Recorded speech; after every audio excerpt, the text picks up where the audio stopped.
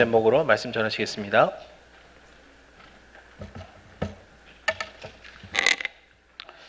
예수님께서 부활하신 후에 승천하시기 전에 제자들에게 마지막 명령을 내리셨습니다. 예루살렘과 온 유대와 사마리아와 땅끝까지 이르러 내 증인이 되리라 라는 말씀을 하셨고요. 그때 이후로 우리 성도들은 정말 우리 옆에 있는 사람들, 가까운 이웃에서부터 저 멀리 열방에 있는 사람들에게까지 복음 전하는 일에 힘써야 합니다. 이렇게 수평적으로 계속해서 복음이 전해지고 있는 것을 우리가 보는데요, 성경에서는 또 다른 각도에서 복음을 전하라고 이야기합니다. 올해 우리 교회의 표인 쇠마 본문인 신명기 6장 4절 이하의 말씀에 보면 수평적으로만 복음 전하는 게 아니라 수직적으로 복음을 전해야 된다. 다시 말하면 우리 다음 세대에게, 우리 자녀들에게 이 믿음이 계승되어 가야 한다는 것을 이야기하고 있습니다. 그러니까 한편으로는 우리 이웃을 향해서 수평적으로 복음을 전하고, 또 한편으로는 우리 다음 세대를 향하여 수직적으로 복음을 전해야 한다는 거죠. 그런데 이 둘 중에 뭐가 더 어려울까요? 둘 다 어렵긴 합니다만은 제가 볼 때는 우리 자녀들에게 복음 전하는 게 훨씬 어려운 숙제라고 생각해요. 베드로가 한 번 설교해가지고요 5,000명이 한꺼번에 회개한 적이 있습니다. 짧은 시간에 많은 사람을 주님 앞으로 돌아오게 한 거죠. 그런데 우리 자녀들에게 복음 전하는 거는요, 한 번 말해갖고 그냥 쫙 복음이 전해지는 게 아니라는 거예요. 수십 년 동안, 몇 명 되지도 않는 한 명, 두 명밖에 안 되는 이 자녀들에게 수십 년 동안 이 믿음을 가르치고 복음을 전하고, 그래서 마침내 이 아이가 다음 세대가 믿음의 사람으로 세워지는 데는 굉장히 많은 노력과 시간이 걸린다는 것이죠. 오늘 우리가 읽은 이 본문 말씀에 보면 믿음으로 살았던 4명의 족장 이름이 나옵니다. 아브라함, 이삭, 야곱, 요셉입니다. 아브라함의 믿음이 이삭에게로, 이삭의 믿음이 야곱에게로, 야곱의 믿음이 요셉에게로 계속해서 전수되고 있는 거죠. 여기에 보면 이 한 사람 한 사람이 믿음으로 살았고, 그 믿음으로 산 부모의 등을 보고, 할아버지의 뒷모습을 보고 자녀들이, 손주들이 그 믿음을 계승해 간 거예요. 그런데 창세기를 읽어보면 그 부모가 항상 믿음으로 산 게 아니에요. 굉장히 많이 실수도 하고 잘못도 하고 죄도 짓고, 그런데도 불구하고 그 가운데서 어떻게 이 믿음이 계승되어 갔는가?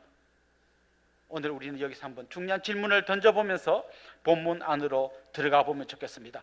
믿음의 가문은 어떻게 세워지는 건가? 첫 번째로, 믿음으로 순종하는 사람이 있어야 합니다. 믿음으로 순종하는 사람이 있으면 그 다음 자녀들이 믿음으로 순종하는 부모의 등을 보고 이렇게 따라가게 되는 거죠. 그렇다면 처음으로 믿음으로 순종하는 사람이 있을 거 아닙니까? 부모도 안 믿는데, 그게 바로 오늘 본문에서는 아브라함입니다. 아브라함의 부모, 아브라함의 아버지 데라는 우상을 섬기던 사람입니다. 그런데 우상 섬기던 그 집에서 태어난 아브라함이 첫 번째 믿음의 가정을 세우게 되고, 그를 시작으로 해서 믿음의 가문이 세워진 거예요. 아마 여러분 주위에 보면 좀 부러운 사람들, 이런 사람들이 있습니다. 저는 4대째 신앙생활을 합니다. 저는 3대째 신앙생활을 합니다. 우리 할아버지, 할머니, 우리 아버지, 어머니가 저를 위해 어릴 때부터 기도해 주셨습니다. 이런 이야기 들으면서 굉장히 부러워하시는 분들이 있을 거예요. 나는 첫 번째인데, 나를 위해 기도해 줄 부모님도, 할아버지, 할머니도 안 계신데, 이런 좀 안타까운 마음을 갖는 분들이 있을 겁니다. 맞아요. 기도해 주는 부모님, 기도해 주는 할아버지, 할머니 있는 분 굉장히 복된 분입니다. 그런데 처음 믿음의 가문의 첫 기초를 놓는 그 사람도 하나님으로부터 특별한 은혜를 받은 사람이에요. 아마 여러분 중에도 그런 분이 있을 겁니다. 믿음의 가문을 부러워하지 말고 여러분이 믿음의 가문을 세워 가십시오. 오늘 본문에 보면 아브라함이 하나님의 약속을 믿고 순종했다고 이야기하고 있습니다. 갈 바를 알지 못하고 갔다고 이야기해요. 하나님 그의 약속을 주셨는데 그는 왜 갈 바를 알지 못했을까요? 하나님의 약속은 이런 겁니다. 그냥 아주 구체적인 청사진을 쫙 보여주는 게 아니에요. 그냥 뭔가 큰 그림을 보여주셔요. 그러면 그 한 걸음 한 걸음, 내 발에 등이 되어서 그 앞길 한 걸음 한 걸음만 보여주지 저 멀리 뭐가 기다리고 있는지 잘 보이지 않아요. 그럼에도 불구하고 아브라함이 순종해서 갔던 이유는 뭔가 하면, 하나님의 약속은 자기가 볼 때 구체적이지 않지만 약속하신 하나님은 확실하게 자기가 믿을 수 있는 분이었기 때문이에요. 그러니까 정확하게 말하면 약속을 믿는 게 아니라 약속을 주신 하나님을 믿고 그가 한 걸음씩 한 걸음씩 순종하며 갔던 거죠. 우리가 잘 아는 것처럼 그는 자기의 고향과 친척과 아버지의 집을 떠나 가나안 땅으로 결국 하나님의 인도를 받아 갔습니다.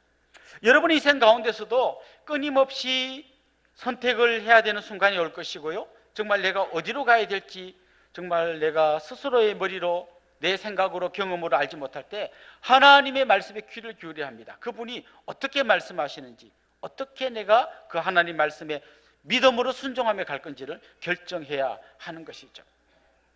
사형리라고 하는 CCC에서 전도하는 그 책자에 보면, 조그만 책자에 첫 번째 이런 이야기가 나옵니다. 하나님은 당신을 사랑하시고 당신을 향하여 놀라운 계획을 가지고 계십니다.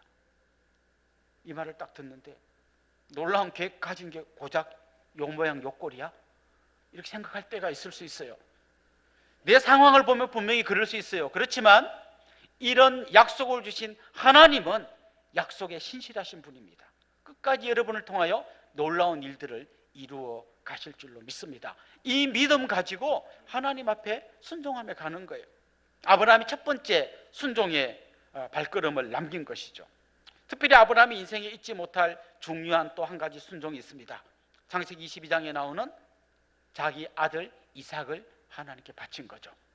하나님께서 그를 시험하실 때 100세에 얻은 아들, 눈에 넣어도 아프지 않을 그 아들을 모리아산에 데리고 와서 하나님의 제단에 바쳤습니다. 그런데 이때 아브라함의 순종은 혼자의 순종이 아니었고 그 아들 이삭과 함께한 순종이었어요. 아들 이삭도 이미 어린 아이가 아닙니다. 청소년입니다. 얼마든지 아버지한테 반항하고 도망갈 수 있는 그런 상황이 있었지만 이 아들도 아버지와 함께 자기 자신을 하나님의 제단에 드립니다. 그래서 모리아산에서는 아름다운 순종의 이중창이 들려온 겁니다. 아버지 아브라함과 아들 이삭의 순종이 함께 하나님 앞에 드려진 것이지요. 그런데 아버지가 그렇게 순종했고 그 아버지의 등을 보고 따라가지만 그렇다고 아버지 순종한 거 그거 우려 먹으면서 아들이 사는 거 아닙니다. 그걸 보고 배웠다면 자기도 자기의 삶에서 순종하며 나아가야 합니다. 야곱을 보십시오. 야곱의 인생 가운데서 많은 위기가 있었지만 그가 결정적일 때 하나님의 말씀에 순종하며 행동한 것들이 많이 나옵니다. 예를 들면 창세기 35장에 보면 베델로 올라가라 라는 하나님의 말씀을 듣고 자기 가족 안에 들어와 있었던 모든 우상을 다 버리고 파묻어버리고 자기 자녀들과 함께 다시 베델로 올라갑니다. 그 아버지의 순종이 온 가족이 순종이 되면서 그 자녀들이 또 아버지를 통해 배운 것이죠. 요셉도 마찬가지입니다. 우리가 잘 아는 그 보디발의 아내의 유혹을 이겨낸 이 사건, 그것도 그의 삶의 현장에서 하나님 앞에 순종하며 나아갔던 삶의 모습이었던 거죠. 그렇습니다. 누군가 처음 하나님 앞에 순종했고 믿음으로 순종했고 그 아들이 그 아버지의 등을 보고 배운 대로 자기의 삶에서 또 순종하며 나아가고 또 그 다음 아들이 그렇게 이어져 가는 것이죠. 저도 제 인생을 돌아보면 저에게 이런 큰 영향을 미쳐주신 분은 우리 모친이십니다. 우리 모친은 전도사님이셨는데요, 처음 사역지에 나아갈 때 두 군데에서 청빙이 들어왔어요. 한 군데는 제가 살던 그 대구에서 꽤 큰 규모의 한 교회가 있었고요, 또 한 군데는 아주 작은 개척교회가 있었습니다. 아버지 돌아가시고 경제적으로 힘든 상황에서 당연히 큰 교회로 가실 줄 알았는데요, 뜻밖에도 우리 모친은 개척교회로 가시겠다는 거예요. 그래서 우리 이해가 안 되죠. 왜 그렇게 선택하십니까? 저 큰 교회는 갈 사람이 많으니까 아무도 안 가는 이 교회가 섬기겠다는 거예요. 그때 우리 생각에는 말도 안 되는 선택이라고 생각했지만 이런 모친의 선택이 제 인생에도 큰 영향을 미쳤어요. 내가 가고 싶은 곳이 아니라 나를 필요로 하는 곳에 가자, 하나님이 보내시는 곳에 가자는 게 제 인생 가운데서 우리 모친으로부터 받은 어떤 좋은 영향력인 것 같아요. 저는 여러분의 인생 가운데서 여러분이 걸어가는 그 길 가운데 믿음으로 순종하는 그 아름다운 모습을 여러분의 자녀들이 본받고 또 여러분의 자녀들이 그 본받은 믿음대로 자기들의 삶에서 그렇게 살아갈 수 있는, 그래서 믿음이 계승되어져 가는 그런 복된 가정을 이룰 수 있기를 주님의 이름으로 축원합니다. 근데요, 이렇게만 말하고 집에 가면 뭔가 마음이 좀 찝찝해요. 왜 그런지 아세요? 창세기를 읽어보면 아버지가 너무 순종 잘해서 아들이 보고 배워서 따라가고 이게 연속되는 것, 그런 면이 있지만 그렇지 않은 면도 굉장히 많아요. 아버지가 엉망진창으로 살았어요. 그러면 그 아버지 보고 배울 게 하나도 없는데 그 아들은 뭘 보고 따라가란 말이에요. 이렇게도 나올 수 있어요. 그러니까 아버지가 믿음으로 살았던 적도 있지만 엉터리로 살았던 것도 굉장히 많아요. 그런데 어떻게 믿음이 계승됩니까? 그래서 굉장히 중요한 원리가 있는데요, 하나님께서 인간이 엉망으로 만들어 놓은 그 삶의 현장에 직접 개입하신다는 거예요. 대표적인 사람이 야곱입니다. 야곱의 인생이 복잡하게 꼬인 이유는 간단하고 단순합니다. 자기가 잘못했기 때문이에요. 왜 그가 집에서 도망가야 했습니까? 아버지를 속이고 형을 속였기 때문이에요. 그래서 형이 막 죽이려고 하니까 도망갑니다. 그의 인생은 그걸로 끝난 거나 마찬가지예요. 그런데 도망가는 야곱을 하나님이 찾아오십니다. 그가 길바닥에 넘어져서 누워서 돌멩이 하나 베고 잠들어 있을 때 하나님께서 그를 찾아와 주시고 만나 주시고 놀라운 광경을 보여주시고 그에게 약속하십니다. 네가 어디로 가든지 내가 너와 끝까지 함께 하겠다는 약속을 주십니다. 베델에서 그가 감격적으로 하나님을 만난 것이죠. 그리고 외삼촌 집으로 갑니다. 그 외삼촌도 머리가 보통이 아닙니다. 선수들끼리 만난 거죠. 야곱도 막 어떻게 하면 내가 돈 많이 벌고 뭐 이렇게 할까 막 누구 뒤통수 치고 잘하는데 야곱은 그 머리 꼭대기 위에 앉아 있습니다. 라반 외삼촌은 머리 꼭대기 위에 앉아 있습니다. 그 둘이 막 치열하게 싸웁니다. 그런데 일방적으로 라반의 힘이 훨씬 셉니다. 그래서 막 불평등 계약을 맺는 거죠. 흰 양은 내가 갖고 얼룩무늬는 네가 갖고, 뭐 양이 다 희죠. 얼룩무늬가 얼마나 되겠어요. 근데 이 불평등 계약을 맺는데요, 하나님이 그를 도와주십니다. 그래서 막 얼룩무늬 양이 막 태어나는 거죠. 나중에 그가 그 라반의 집에서 도망쳐서 고향으로 돌아갑니다. 근데 도망친 걸 뒤늦게 한 라반이 막 죽이려고 따라옵니다. 근데 하나님께서 꿈에 라반에게 나타나셔서 야곱 손대지 말라고 말씀해 주십니다. 야곱은 계속 문제를 만들어내지만 하나님께서 개입하셔서 그 문제를 계속 풀고 계시는 거예요. 이제 막 고향이 점점 가까워지고 있습니다. 야복강가에 도착했습니다. 소문이 들립니다. 형이 400명의 사람들을 이끌고 자기에게 오고 있다는 거죠. 저 형한테 난 죽겠구나. 그때 그가 그 야복강가에서 잠 못 이루고 몸부림치고 있을 때 하나님의 사자가 그를 찾아오십니다. 그리고 그에게 더 이상 내 이름을 야곱이라 하지 말고 이스라엘이라고 해라. 이름을 바꾸어 주시고 그 인생을 바꾸어 주십니다. 곧 자기 형이 들이닥쳐서 죽일 줄 알았는데 형제가 감격적으로 껴안고 화해하는 그런 놀라운 일이 창세기 33장에 일어납니다. 한마디로 말해서 그 인생을 다 엉터리로 만들고 막 엉망진창으로 만드는데 하나님께서 끊임없이 개입하셔서 그의 인생을 새롭게 바꾸고 가신다는 겁니다. 그래서 우리는 두 번째 중요한 원리를 기억해야 됩니다. 믿음의 눈으로 자기 인생을 재해석해내야 합니다. 내 인생이 막 엉터리 같지만 하나님이 내 인생 가운데 개입하셔서 내 인생을 바꾸고 가신다는 거예요. 여러분, 이들의 인생을 생각해 보십시오. 이삭은 태어나 보니까 자기가 아무것도 안 했는데 태어나 보니까 배다른 자기 형 이스마엘이 있었어요. 요셉은 그냥 아버지한테 사랑을 좀 많이 받았을 뿐인데 형들이 자기를 팔아먹어 버렸어요. 그냥 내 인생은 엉망진창이고 꼬였고 망했다 이렇게 하지 않는 거죠. 나중에 요셉이 형들을 만납니다. 양식을 구하기 위해서 총리가 된 요셉을 찾아와서 형들이 그 앞에 절을 하게 되죠. 그런데 알고 보니까 이 총리님께서 우리가 팔아먹었던 바로 그 동생인 거죠. 아마 형들은 죽었다 생각했을 겁니다. 그런데 그때 요셉이 이렇게 형들에게 이야기합니다. 창세기 45장에 보면 이렇게 말씀하십니다. 하나님이 큰 구원으로 당신들의 생명을 보존하고 당신들의 후손을 세상에 두시려고 나를 당신들보다 먼저 보내셨나니 그런즉 나를 이리로 보낸 이는 당신들이 아니요 하나님이시라. 하나님이 나를 바로에게 아버지로 삼으시고 그 온 집의 주로 삼으시며 애굽 온 땅의 통치자로 삼으셨나이다. 요셉이 자기 인생을 믿음의 눈으로 재해석해낸 겁니다. 어떻게 이게 가능했습니까? 하나님이 내 인생 가운데 개입하셔서 계속 헝클어진 이 문제를 풀어가신다는 것을 그가 보았기 때문입니다. 그렇습니다. 여러분의 인생도 마찬가지고요. 여기에 성경에 등장하는 야곱의 인생도 요셉의 인생도 하나님께서 계속 풀어가시는 거예요. 그래서 요셉은 알고 있습니다. 내 인생을 하나님 언제까지 이렇게 이끌고 가시는가? 내 생명이 다하는 그날까지. 아니요, 그 이후까지, 영원한 천국에 이를 때까지 우리를 이끌어 가실 걸 그가 알았던 거죠. 그래서 그가 죽을 때 유언을 남깁니다.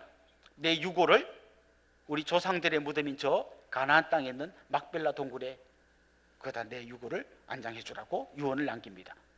그건 고향에 묻히고 싶다는 얘기가 아니라요, 그 막벨라 동굴은 영원한 천국의 모델하우스 같은 곳입니다. 일종의 대사관 같은 곳입니다. 그는 영원한 천국을 사모하고 있었던 거예요. 왜요? 하나님이 그를 거기까지 이끌어 가실 걸 믿음의 눈으로 보고 있었기 때문이에요. 여러분은 어떻습니까? 여러분의 인생은 어떻습니까? 아마 여기 있는 분들 한 분 한 분 자기 이야기를 풀어놓으면 정말 억울한 얘기, 원통한 얘기, 절망적인 이야기들이 많이 있을 거예요. 우리 부모님이 이혼했습니다, 우리를 버렸습니다, 뭐 이렇게 말하는 분도 있을 거고요. 우리 부모님은 우리 놔두고 일찍 돌아가셨습니다, 너무 어렵게 살았습니다, 그런 분도 있을 거고요. 내 인생은 뭐 되는 게 없어요, 뭐 그냥 시험만 치면 떨어지고요, 뭐 수능 시험 보면 그 전날까지 괜찮았는데 막 수능 시험 보는 그날 맹장염 걸려가 병원에 가고요, 뭐 저 되는 게 하나도 없습니다. 내가 취직하고 있으면 좀 있으면 그 회사 폐업하고요, 뭐 결혼하면 막 저는 막 또 우리 남편이 뭐 바람 피고 뭐 되는 게 하나도 없습니다. 건강을 잃어버렸습니다. 우리 자녀가 뭐 잘못된 길로 갔습니다. 우리 부모님이 80 다 됐는데 이제서 이혼했습니다. 막 온갖 이야기들이 있습니다. 그렇다면 우리 인생은 어떤 인생입니까? 망한 인생이죠. 절망적인 인생이죠. 이렇게 보는 게 아니라 믿음의 눈으로 내 인생을 재해석하는 겁니다. 인간들이 엉망진창으로 만들어 놨어요. 뭐 이혼하고 싸우고 뭐 내가 공부 안 해서 떨어지고 별의별 일이 다 있지만, 하나님은 우리 인생을 그냥 내팽개쳐 두는 것이 아니라 내 인생 가운데 개입하셔서 합력하여 선을 이루어 가고 계시는 거예요. 지금 당장에는 그게 안 보일 수 있어요. 그냥 엉망진창인 것처럼 보일 수 있어요. 그런데 나도 언젠가 영원한 천국에 이르렀을 때, 야, 하나님이 기가 막히게 나를 인도해 오셔서 여기까지 이끌어 오셨구나, 그렇게 고백할 때가 있을 거예요. 그래서 우리는 한편으로는 내 삶의 현장에서 끊임없이 하나님의 말씀 앞에 순종하고 엎드리고 나아가는 이런 삶을 살아가야 됩니다. 그러나 동시에 하나님께서 내 인생을 끝까지 책임지시고 이끌어 가실 것을 믿음의 눈으로 바라보면서 지금 내 인생 가운데 닥친 수많은 어려움들을 해석해낼 수 있어야 한다는 것이죠. 저는 크게 두 가지를 지금 말씀드렸는데요, 그렇다면 여러분, 우리 머릿속에 이제 어느 정도 뭔가 말씀을 들으면서 윤곽이 잡혀야 합니다. 그렇다면 한편으로는 내가 순종하면서 믿음의 본을 보이면서 가는 이런 삶을 살아야 되고, 동시에 내 삶 가운데 개입하셔서 우리가 엉망진창 만든 삶을 다시 합력하여 선으로 바꾸어 주시는 이 하나님을 바라보고 있다면, 우리 자녀들을 위해서 우리가 할 수 있는 최고의 일이 뭘까요? 그들에게 줄 수 있는 최고의 선물이 뭘까요? 그것은 바로 믿음으로 자녀들을 위해서 기도하는 거라는 거예요. 여러분, 여러분이 재산 많이 물려준다고 자녀들이 행복해지는 거 아닙니다. 아마 여러분도 들어보셨을 겁니다. 부모가 물려준 재산 때문에 자녀들이 원수가 된 얘기들을 멀리 갈 필요도 없이 우리 동네에서도 쉽게 들을 수 있습니다. 내가 어려워서 자녀 공부 많이 못 시켜준 거, 그거 안타까워할 필요 없습니다. 내가 좀 다 해가지고 저 대치동 가가지고 막 학원 보냈으면 우리 아들 충분히 S대 갈 수 있었는데, 내가 여기 시골에 여기서 막 사업 망해서 여기로 애들 데리고 와가지고 우리 애들 좋은 대학 못 갔다. 그거 여러분 안타까워할 필요 없습니다. 좋은 대학 가서 신앙 떠는 아이들도 많아요. 오히려 정말 이 아이들을 위해서 내가 마지막까지 기도해 줘야겠다, 이게 저는 여러분의 결론이 되기를 소망합니다. 특별히 오늘 본문을 보면요, 오늘 보면 히브리서 11장을 흔히 우리가 믿음장이라고 부르거든요. 믿음으로 살았던 사람들의 그 수많은 이야기들을 하나하나 들려줍니다. 예를 들면 뭐 아브라함이 얼마나 믿음으로 살았는지 그 아브라함의 인생 중에 가장 믿음으로 빛났던 부분을 잠깐 소개합니다. 이삭 그렇게 소개합니다. 야곱 그렇게 소개하죠. 여러분, 이삭의 인생 중에 믿음으로 가장 빛났던 때가 언제인 것 같습니까? 만약 저보고 선택하라고 하면요, 아까 말씀드린 그 창세기 22장에 하나님의 제단에 바쳐질 때 그냥 순종하며 갔던 그걸 찍을 것 같고요. 혹시 또 딴 거 얘기해 보라고 하면 막 블레셋 사람들이 와서 우물 빼앗아갈 때 그냥 기꺼이 줘버리고 하나님으로부터 복을 받아 새로운 우물을 파는 그 멋진 모습을 좀 선택하고 싶어요. 그런데 히브리서의 저자는 야곱, 이삭의 그 긴 인생 중에 어디를 찍었는지 아세요? 어디를 가장 빛나는 부분으로 선택했는지 아세요? 우리 20절 한번 읽어봅시다. 같이요. 믿음으로 이삭은 장차 있을 일에 대하여 야곱과 에서에게 축복하였으며, 이 히브리서 저자는 야곱, 이삭의 그 긴 인생 중에 여기가 가장 빛나는 부분이야 하고 어디를 선택했나 하면 자녀들에게 축복하는 그 장면을 선택했어요. 야곱도 마찬가지입니다. 야곱도 인생 가운데 정말 믿음으로 몸부림쳤던 많은 시간들이 있었는데요, 그가 살았던 147년 그 시간 동안 가장 빛났던 부분으로 어디를 선택했는지 한번 보십시오. 21절 같이 한번 읽어봅시다.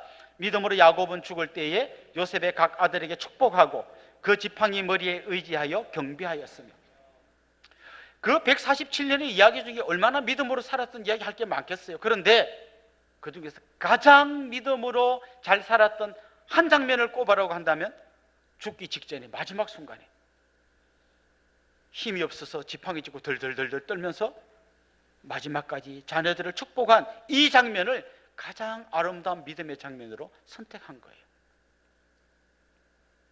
올해 우리 교회 표가 쇠마입니다. 자녀들 믿음으로 잘 양육합시다 이건데요, 아마 이 이야기 들으면서 좀 안타까워하는 분들이 계실 것 같아요. 저는 너무 늦었습니다. 젊은 사람들 저 목사님 말씀 잘 듣고 자녀들 양육하세요. 나는 벌써 애들 다 장가가고 시집가고 다 가버렸어요. 진작 저런 말씀을 들어서 했는데 아니요, 마지막까지 내 호흡이 멎는 그 순간까지 우리 자녀들을 위해서 축복할 수 있는 시간이 남아 있습니다. 그 마지막 시간까지, 정말 숨 넘어가기 직전까지, 지팡이 짚고 덜덜 떠는 그 순간까지 이 자녀들을 하나님의 손에 맡겨드리면서 하나님께서 이 아이들을 책임져 주십시오. 그게 이 자녀들을 위해서 부모가 할 수 있는 최고의 선물인 거예요. 할아버지 할머니들 자기 손주들을 위해서 그렇게 끝까지 마지막까지 기도하시는 그런 분들이 되기를 소망합니다. 한 2주 전에 1월 13일 날 우리 외할머니가 돌아가셨어요. 101살로 돌아가셨습니다. 굉장히 장수하셔서 그 장례식에 가봤더니 막 슬퍼하고 애통하는 분위기가 아니라, 아유 우리 어머니 할머니 이 땅에서 이렇게 막 이제 힘들게 사시는 것보다 천국 가셔서 너무 좋다고 하는 좀 감사하는 분위기가 훨씬 많았어요. 그런데 저도 뭐 막 슬픈 감정보다 그냥 감사한 마음이 많았지만 제 마음 한구석에 뭔가 좀 휑한 느낌이 들었어요. 왜냐하면 우리 외할머니는 그 자녀손들 다 계산하니까 70명 정도 되더라고요. 구남매를 낳으셨는데다가 막 계속해서 자녀들이 번성해 가서 70여 명 되는데 매일 그 아이들 이름 한 명 한 명을 부르면서 축복하며 기도해 주셨어요. 근데 영광스럽게도 기도할 때 제가 늘 1번이었어요. 왜냐하면 우리 어머님이 제일 큰 딸인데다가 큰 딸이 낳은 첫 번째 아들이 저거든요. 그러니까 구남매 그 많은 손주들 기도할 때 제가 늘 1번이었어요. 하루도 쉬지 않고 기도해 주신 할머니가 이제 떠나가셨어요. 지금도 돌이켜보면 그런 할머니의 기도가 있었던 거예요. 우리 어머님의 기도가 있었던 거예요. 우리 장인 장모님의 간절한 기도가 있었던 거예요. 그래서 사람들이 저를 보면 이렇게 좀 이렇게 물음표를 던집니다. 저 사람 뭐가 똑똑한 것 같지도 않고 뭐 특별한 게 없는 것 같은데 뭐가 잘 형통한 것. 저는 그 비밀을 알고 있습니다. 저를 위해 기도해 주는 분이 이렇게 많이 계십니다. 이 자리를 빌어서 여러분에게 부탁을 드려야 할 것 같아요. 우리 외할머니가 하던 기도만큼이 줄었으니까 이제 여러분이 그 분량을 채워 주십시오. 그래서 저를 위해서, 우리 교회를 위해서 계속 기도해 주시면 좋겠어요. 사랑하는 성도 여러분, 우리의 인생을 한번 이렇게 돌아보면 좋겠습니다. 어떻게 믿음이 개성되어 갈 수 있을까요? 비록 부족하지만, 완벽하지 않지만 그래도 우리 삶의 현장에서 치열하게 몸부림치면서 믿음으로 순종해 가는 우리의 그 순종의 모습이 있어야 합니다. 그걸 우리 자녀들이 보아야 하고요, 보았다면 그 자녀들이 그걸 또 따라해야 되고요, 그러면서 믿음이 개성되어 가는 거예요. 하지만 그것만 가지고는 설명할 수 없습니다. 우리의 부족함 때문에, 우리의 죄성 때문에 엉망진창으로 만들어 놓은 우리 삶에 여러 흔적들이 남아 있는 거죠. 그런데 그곳에 하나님이 들어오셔서 개입하셔서 이걸 다 합력하여 선으로 바꾸어 주시는 거예요. 그래서 우리는 이 두 가지를 같이 보기 때문에 마지막 순간까지 우리 자녀들을 위해서 계속해서 내 숨 넘어가는 그 순간까지 기도하고 그들을 주님의 이름으로 축복해 주어야 하는 것이죠. 저는 저녁마다 잠들기 전에 우리 자녀들 불러서 축복 기도를 해줍니다. 그걸 저는 영혼의 샤워라고 부릅니다. 잠들기 전에 깨끗이 샤워하고 자야 되는 것처럼 영혼의 샤워를 해야 되는 거예요. 매일 축복 기도를 해줍니다. 왜냐하면 내가 줄 게 별로 없어요. 그냥 기도해 줍니다. 하나님께 이 자녀를 맡기는 것보다 더 좋은 선택이 없다고 생각하기 때문인 거죠. 사랑하는 성도 여러분, 믿음으로 순종하십시오. 믿음으로 여러분의 인생을 재해석해 내십시오. 그리고 믿음으로 끝까지 여러분의 자녀들을 축복해 주십시오. 그래서 믿음의 가정을 넘어 믿음의 가문을 세워가시는 여러분들이 될 수 있기를 주님의 이름으로 축원합니다. 기도드리겠습니다.